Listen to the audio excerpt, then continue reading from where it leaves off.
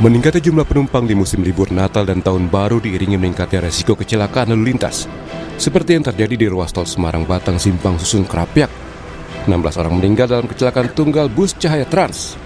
Dari keterangan polisi, diketahui sopir belum berpengalaman dan baru mengemudikan bus itu 2 kali. Jangan sampai keluarga harus kehilangan kerabatnya karena kecelakaan. Untuk kasus kecelakaan bus Cahaya Trans, Kapolda Jateng memastikan kepulangan seluruh korban akan ditanggung pemerintah provinsi. Untuk korban yang luka-luka sepenuhnya nanti ditanggung oleh pemerintah Provinsi Jawa Tengah. Kemudian yang meninggal kami juga sudah koordinasi dengan Pak Dokter untuk segera diidentifikasi. Nanti kita akan melakukan pengantaran jenazah ke kediaman. Di Karawang, Jawa Barat, Kementerian Perhubungan melakukan sidak ke Terminal Klari. Hasilnya, sejumlah bus angkutan mudik Nataru tidak memiliki izin trayek dan tidak memiliki dokumen kelaikan kendaraan atau KIR. Satu persatu bus antar kota antar provinsi akan keluar terminal dicek kelengkapan dokumen kendaraannya. Kemenhub memberikan sanksi tegas, menurunkan paksa penumpang dan memindahkan ke kendaraan yang layak jalan. Bus juga dikeluarkan dari terminal dan memberikan teguran tertulis kepada pengusaha untuk melengkapi dokumen kendaraan. Rekan yang tadi diperiksa oleh kami, ternyata ada satu PO. Yang pertama izinnya itu belum keluar, tapi sudah operasional.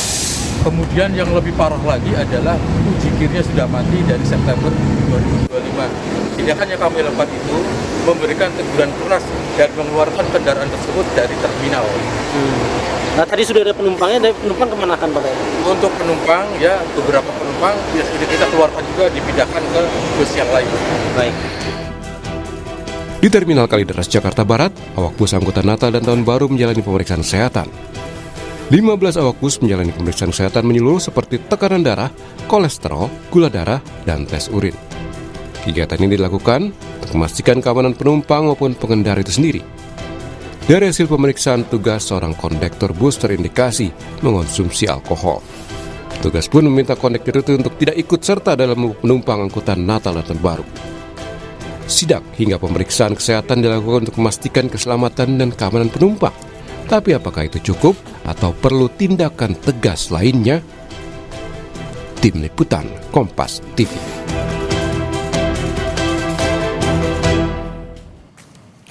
Saudara, kecelakaan bus Cahaya Trans yang menewaskan 16 orang jadi early warning kelayakan transportasi Nataru termasuk sang sopir. Itu yang disebut oleh Komisi 5 DPR. Sebenarnya hal krusial apa yang perlu dilakukan di tengah meningkatnya penumpang transportasi di musim libur Nataru dan untuk cegah kecelakaan? Kita ulas bersama dengan Wakil Ketua Komisi 5 DPR dari fraksi PKB, ada Syaiful Huda, kemudian juga ada akademisi Prodi Teknik Sipil Unika Sugio Pranoto yang juga analis transportasi Joko Setiowarno. Selamat pagi Bapak-Bapak, Assalamualaikum.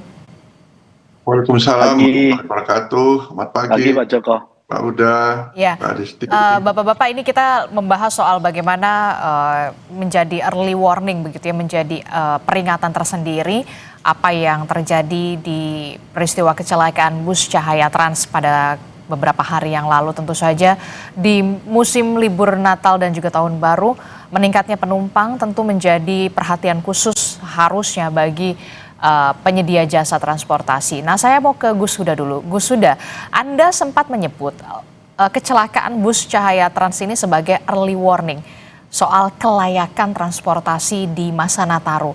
Jadi hal masif apa yang kemudian perlu dilakukan oleh stakeholder, semua stakeholder? Ya, sebenarnya ini peristiwa yang tidak beranjak dari evaluasi kita, mulai terkait dengan pelaksanaan Nataru maupun Lebaran. Jadi dua hal ini yang saya maksud adalah pertama terkait dengan kelaikan kendaraan. Jadi kita selalu menemui berbagai fakta di lapangan bahwa ada kelaikan kendaraan yang menjadi persoalan ketika ada kecelakaan. Nah, karena itu ini poin penting bagi kita semua, termasuk pemerintah, saya kira harus mengambil langkah-langkah yang sifatnya masif dan terukur betul terkait dengan transportasi publik kita ini. Oke, langkah-langkah yang Yang kedua, sifatnya masif itu apa saja yang harus dilakukan segera oleh pemerintah, Gus Huda? ya kita minta rem cek terus dilakukan.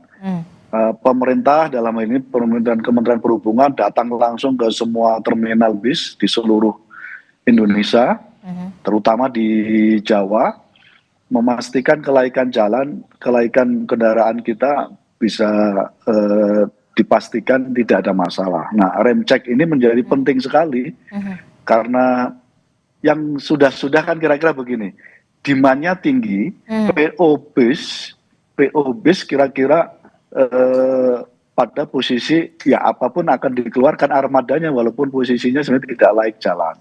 Itu yang saya sebut bis-bis zombie itu. Bahkan tidak hanya bis ya, termasuk mobil-mobil rentalan yang sudah saya kira berulang-ulang menjadi isu kecelakaan kita. Ini betul-betul menjadi zombie bagi publik pemakai kendaraan atau mobilitas masyarakat kita. Nah, yang kedua, Mbak, menyangkut soal kesehatan para sopir kita. Pengemudi. Jadi para pengemudi kita, jujur saja, relatif tidak terkontrol dengan situasi permintaan yang sangat tinggi, lalu jam kerjanya naik, risikonya kemudian kelelahan di jalan dan lagi-lagi kecelakaan karena faktor human error, dan ini sebenarnya bisa dipastikan pemerintah dalam hal Kementerian Perhubungan bisa bekerja keras untuk memastikan ini. Jadi jam kerja ini menjadi penting sekali. Satu sisi kadang mobil atau bis layak jalan, tapi saat yang sama begitu sopir menjadi misalnya kesehatannya tidak fit karena berulang-ulang harus bolak-balik karena permintaan cukup tinggi, itu akhirnya menjadi masalah. Jadi dua hal ini menjadi sangat penting sekali, krusial banget. Oke, saya tertarik.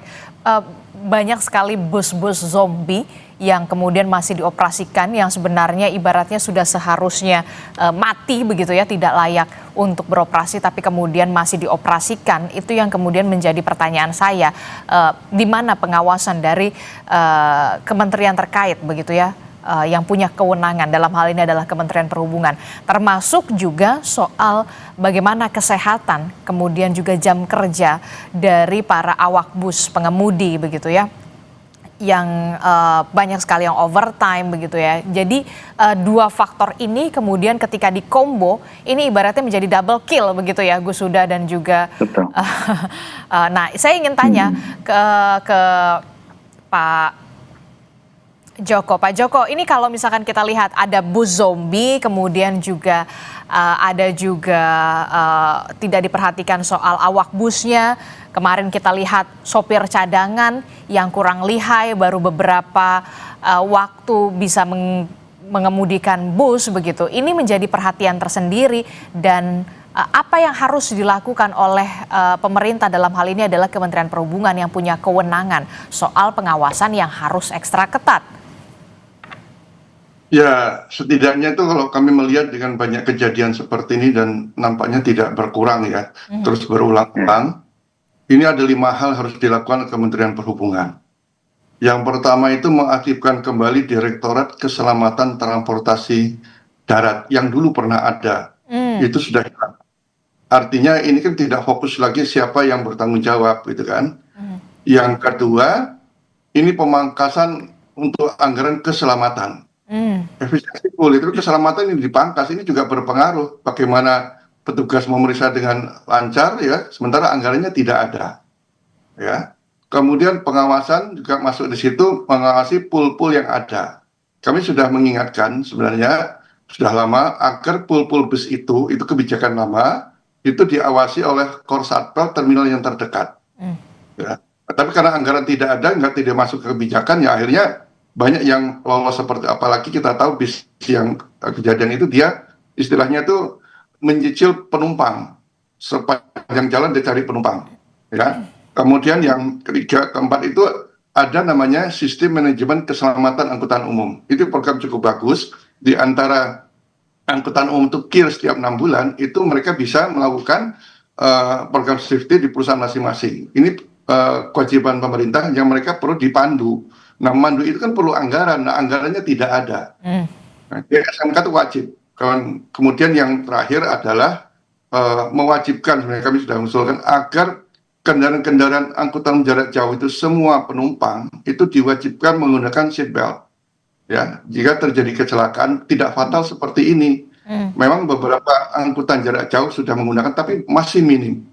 Karena saya juga sering menggunakan angkutan jarak jauh juga, jadi saya paham kalau perusahaan, tapi tidak sampai 5 kalau perusahaan mewajibkan itu. Jadi kami suruh menggunakan. Memang nyaman, tapi ini tidak dilakukan. Setidaknya 5 hal itulah yang harus diperhatikan pemerintah jika kita ingin mengurangi angka kecelakaan. Karena darat itu cukup tinggi. Bayangin ya, di Direktorat Jenderal Perkeretaapian yang angka kecelakaannya sangat menurun, itu masih ada Direktorat Keselamatan. Bahkan di operator PT Kereta Api juga punya keselamatan. Sementara darat tidak ada sama sekali. Sudah tidak ada, otomatis anggarannya juga sangat minim, efisiensi lagi lebih minim lagi. Gitu. Oke, jadi yang perlu di-underline adalah kalau dari Pak Joko, ya aktifkan saja lagi Direktorat Keselamatan Transportasi Darat begitu ya. Jangan kemudian anggaran untuk keselamatan ini kemudian dipangkas begitu ya. Karena kalau kita mau transportasi ya keselamatan itu yang utama. Nah, ini menjadi masukan tersendiri Gus Huda. Bagaimana Anda melihat ini soal mendorong pengaktifan kembali Direktorat Keselamatan Transportasi Darat termasuk juga soal anggarannya, anggaran keselamatan begitu ya, Gus Huda? Setuju saya kira apa yang disampaikan oleh Pak Joko, bagian dari pemerintah memastikan dalam ini Kementerian Perhubungan memastikan semua layanan kendaraan transportasi publik kita betul-betul tidak menjadi neraka bagi para pengguna. Ini penting banget ya. Jadi saya pada posisi kira-kira begini, Mbak Adis. Jadi transportasi publik kita ini betul-betul perlu dilakukan semacam perubahan yang cukup fundamental. Baik udara, darat, laut. Karena ini terus berulang dan frekuensinya cukup tinggi sekali. Nah, memang jujur harus diakui ada situasi di mana Kementerian Perhubungan memang masih butuh support anggaran memang Pak Joko. Hari ini dari anggaran yang tersedia memang mereka masih butuh banget alokasi anggaran yang memastikan semua kinerja menyangkut soal audit kendaraan publik kita bisa terselenggara dengan baik.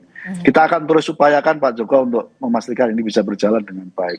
Tapi dalam jangka pendek ini, Mbak, hasil rapat kerja kami dengan Kementerian Perhubungan sebenarnya pada posisi sudah terus kita dorong untuk concern betul memastikan, mengantisipasi berbagai persoalan menjelang Nataru ini. Tahun ini diperkirakan hampir ada sekitar 119,5 juta. Jadi angka yang cukup besar dan mereka harus selamat semua. Karena itu kita ingin keterbatasan anggaran yang dimiliki oleh Kementerian Perhubungan itu dilengkapi, digenapi dengan sinergi kerjasama dengan semua pihak. Dengan pihak kepolisian, dengan pihak Pemda, kabupaten kota, memastikan supaya titik-titik rawan yang selama ini menjadi faktor kecelakaan misalnya di tempat-tempat dekat destinasi wisata, pasar tumpah, simpang tol di berbagai tempat, saya kira ini perlu dikerjasamakan secara baik dengan pemerintah daerah, dengan pihak kepolisian gitu. Karena rata-rata memang persoalannya ada di titik-titik rawan itu dan itu berulang setiap tahun. Nah, sekali lagi semua kritik dari Pak Joko kita akomodir saat yang sama dalam jangka pendek Nataru ini kita ingin pemerintah dalam ini Kementerian Perhubungan memastikan keterbatasan anggaran ini bisa dikerjasamakan dengan semua stakeholder. Oke, tidak hanya soal masa libur Natal dan juga Tahun Baru, tapi kemudian kita juga punya PR besar begitu ya, hanya selang beberapa bulan ini sudah puasa Ramadan. Kemudian juga ada mudik Lebaran yang kita tahu pergerakan manusia di sana, pergerakan orang di sana jauh lebih besar begitu ya, Gus Huda. Ini tentu saja menjadi harus menjadi apa ya? Harus ada mitigasi gitu ya, jangan sampai kemudian ketika ada peristiwa barulah kita membahas seperti ini begitu ya, dan ini ibaratnya patternnya berulang lagi, yang soal sopir cadangan yang tidak lihai atau kemudian supirnya mengantuk begitu karena memang overtime, termasuk juga remblong itu juga jadi salah satu penyumbang angka kecelakaan begitu. Nah, perubahan fundamental apa yang kemudian didorong oleh komisi Anda untuk bisa menjembatani untuk ada perubahan di Kementerian Perhubungan ini? Ya, lagi-lagi memang semua isu sebenarnya sudah terus kita bahas setiap kali menghadapi momen-momen besar di Indonesia ini, termasuk yang tadi saya sampaikan menyangkut soal rem cek, harus dipastikan rutin pemerintah menyelenggarakan itu supaya pihak teman-teman jasa pelayanan kendaraan publik ini, dalam hal ini beberapa PO juga concern betul saat yang sama terkait dengan isu ini. Dan isu soal kesehatan juga itu penting, terutama terkait dengan kesehatan awak kendaraan ya. Dan sekali lagi mau gini Mbak, memang karena sistem dan ekosistem transportasi publik kita ini belum tercipta dengan baik. Memang dalam situasi begini, mau tidak mau memang akhirnya kita menghimbau, mengajak kepada semua penyelenggara transportasi publik supaya betul-betul tidak kejar setoran. Karena kunci yang menjadi persoalan selama ini setiap kali menghadapi hari-hari besar seperti Nataru, Hari Raya, Idul Fitri dan seterusnya, itu adalah kejar setoran. Nah, karena itu kita juga meminta teman-teman sopir, walaupun PO-nya mengizinkan karena kejar setoran, tapi kalau dirasa tidak siap karena kesehatan, karena jam kerja yang terlalu overload, kita berharap sopir juga mengantisipasi karena ini demi keselamatan penumpang kita. Oke, tapi kemudian begini yang jadi pertanyaan saya, sebenarnya Kementerian Perhubungan punya sanksi yang begitu tegas tidak sih kepada PO-PO bus ini yang kemudian mempekerjakan awak busnya yang sampai overtime, bahkan sopir cadangan yang baru berapa hari udah bawa bus begitu ya. Pelaksanaan di lapangan itu kalau dari Pak Joko sendiri menilainya ada ketegasan nggak sih, Pak Joko? Ya, kalau melihat kondisinya masih seperti biasa aja. Apalagi PO ini kan PO yang baru ini sebenarnya. PO baru, saya juga baru mengenal. Biasanya ya karena kita berkecimpung di transportasi darat, paham lah PO-PO yang cukup bagus ya. Ini tiba-tiba kok muncul yang baru, rupanya saya dapat informasi bahwa mereka tuh juga belum mengurus perizinan. Perizinannya juga susah sekali katanya. Nah itu saya coba tanya perusahaan-perusahaan yang baru, jangan OSS itu sangat menyulitkan, ini sistemnya aplikasi tapi menyulitkan buat mereka. Sementara mereka ini kan mungkin take over dari perusahaan-perusahaan angkutan yang sudah ada ya, yang mau bangkrut mereka take over, harus mengurus izin baru lagi. Di sisi lain kok demandnya ada, mereka jalankan. Nah kaitannya pemeriksaan kesehatan, sebenarnya pemeriksaan kesehatan di terminal itu mestinya rutin. Untuk supir ya, tidak hanya Nataru atau mudik, rutin setiap mau berangkat. Bahkan kami mengusulkan agar di rest area jalan tol juga itu disediakan. Ya kerjasama lah BUJT dengan jasa raja, menggunakan CSR-nya, ya menggunakan tenaga kesehatan puskesmas terdekat menyediakan itu, sehingga ini bisa digunakan untuk supir angkutan umum, baik itu bus maupun truk. Angkutan barang juga bermasalah. Kami melihat ada survei Badan Kebijakan Transportasi dari Pusat Keselamatan dan Keamanan, 60% pengemudi itu pernah mengalami kecelakaan. Dan 80% kecelakaan itu karena mengantuk. Berarti ini menjadi perhatian khusus ya buat pengemudi. Nah, ini yang perlu ditambahkan selain di terminal, ya perlu kesehatan rutin. Ini wajib lah ya, juga di rest area disediakan. Oke, ini juga jadi masukan juga Gus Huda, tidak hanya tes kesehatan atau cek kesehatan di terminal, tapi kemudian di rest area begitu ya, karena sangat berbahaya sekali ketika mengantuk kemudian mengemudi, termasuk juga soal disinggung soal bagaimana Kementerian Perhubungan punya sanksi yang tegas terhadap PO-PO bus, apalagi ini PO busnya baru. Ya itu yang tadi saya sampaikan, memang PR berat kita. Semua cara pandang kita soal penyelenggaraan transportasi publik itu judulnya angkut-angkut menggampangkan. Iya. Nah, habit ini yang saya kira harus total dirubah, dilakukan transformasi yang serius. Betul menyangkut soal penyelenggaraan transportasi publik kita. Memang harus ketat, memang harus detail, memang harus ribet, memang gitu. Karena ini demi keselamatan penumpang kita. Jadi apa yang disampaikan oleh Pak Joko menyangkut soal misalnya cek kesehatan di terminal tidak cukup, tapi harus dilaksanakan di rest area atau di tempat tertentu setiap 4 jam sekali harus berhenti untuk sopir itu supaya tidak mengantuk. Ini standar internasional yang kira-kira memang semestinya sudah harus ditaati oleh semua pihak, harus dilakukan oleh semua pihak. Karena sekali lagi memang transportasi publik memang ya harus ketat begitu, yang harus detail begitu, ya harus rigid semacam itu. Nah karena itu paradigma yang selama ini menggampangkan, lalu melahirkan kendaraan zombie, human error, karena tadi 80% misalnya Pak Joko menyampaikan karena ngantuk, itu semua terjadi karena kita relatif menggampangkan segala sesuatu. Saya setuju penegakan menyangkut soal semua yang melanggar, saya kira pemerintah melalui Kementerian Perhubungan harus tegas. Sekali lagi demi keselamatan pengguna transportasi publik kita, dan ini adalah kelas menengah bawah yang harus kita lindungi dari kecelakaan. Oke, seharusnya peristiwa-peristiwa semacam kemarin PO Cahaya Trans begitu ya, itu tidak bisa saja tidak terjadi kalau memang antisipasinya, pencegahannya itu ada pengawasan yang ketat dari yang punya kewenangan begitu ya. Terakhir saya ingin ke Pak Joko, kalau saya tanyakan ada 3 poin krusial yang segera harus dibenahi oleh Kementerian Perhubungan. Tidak hanya di masa Natal dan Tahun Baru, tapi beberapa bulan lagi juga kita akan menghadapi bulan Ramadan dan juga ada mudik Lebaran. Apa yang harus segera dievaluasi dan harus diperbaiki? 3 poin krusial. Ya, saya pikir anggaran itu penting ya.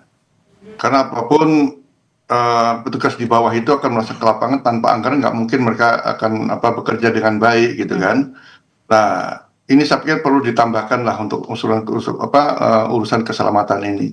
Di daerah itu sudah ada namanya balai pengawasan transportasi darat, sudah terbantu lah. Tapi kan mereka juga harus rutin melakukan pengawasan, tidak hanya di terminal. Kalau kita bicara angkutan pariwisata, itu juga sulit mengawasinya karena dia tidak ke terminal. Berarti kemana ya, dari daerah wisata atau ke PO-PO-nya mereka masing-masing harus rutin itu. Nah ini anggarannya tidak, selama anggarannya mungkin tidak ada ya, imbasnya masih ini tinggal menunggu giliran aja di tempat mana, lokasi mana ya. Dan sudah harus dipikir tadi, mewajibkan lah, perjanjian itu wajib bagi penumpang itu menggunakan seatbelt, sehingga kalau terjadi kecelakaan tidak fatal seperti ini gitu loh. Semuanya terjadi, maksudnya terlempar ya.